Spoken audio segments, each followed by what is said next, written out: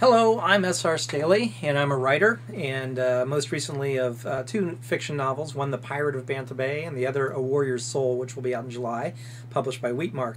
And you're listening to one of my video logs. Today what I'd like to do is really talk about female characters.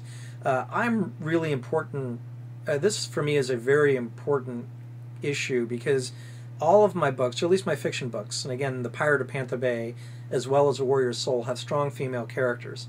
And in fact, The Pirate of Panther Bay, the lead character, is a female pirate captain. She's a teenage female pirate captain who's also an ex-slave, which sets an interesting dynamic in the plot, which is why I focus on it.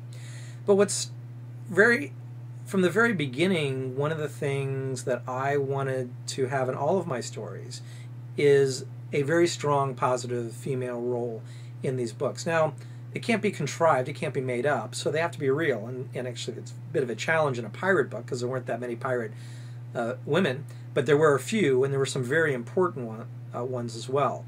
And actually, those we've profiled a little bit on our website, pantherbay.com.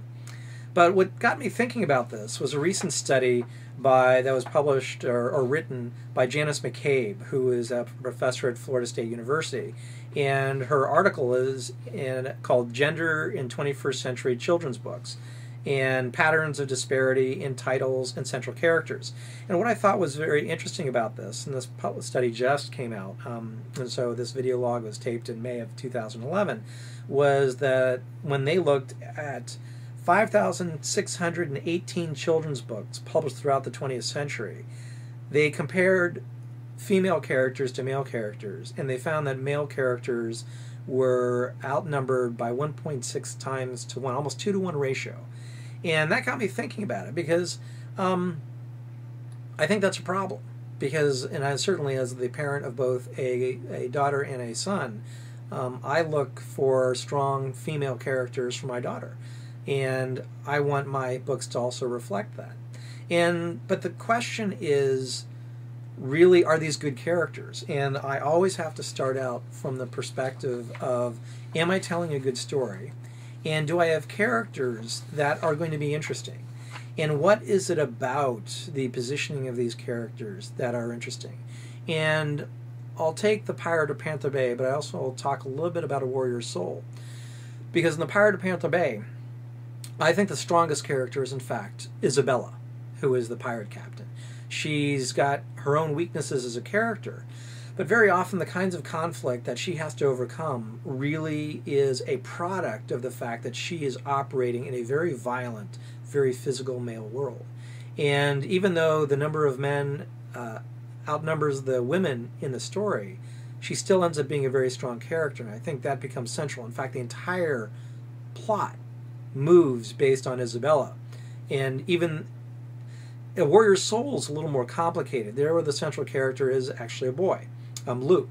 And what his challenge is he has to overcome bullying in a gang who have targeted him because he's weak or for one reason or another. And actually one of the things about bullies is they just choose anyone who's weak. The interesting thing is that Lucy, who is one of his best friends and is a very smart, very capable character. Actually, she's a real exciting character. I love her in many ways. And she's going to have a more prominent role in another book in the series. But she, right now, is the only central female lead character other than Luke's mother. And that actually bothers me a little bit because I think I need to bring more balance into this. But I'm not really sure how to do that in the context of A Warrior's Soul, particularly in the area of martial arts.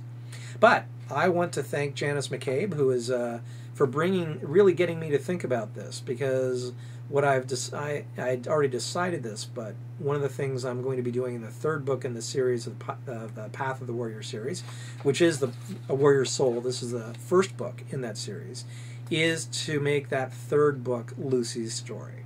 How does Lucy end up using martial arts to become a more competent, more powerful person, but also keeping her character very, very interesting, very intriguing, and something that both adults and kids will enjoy reading as well.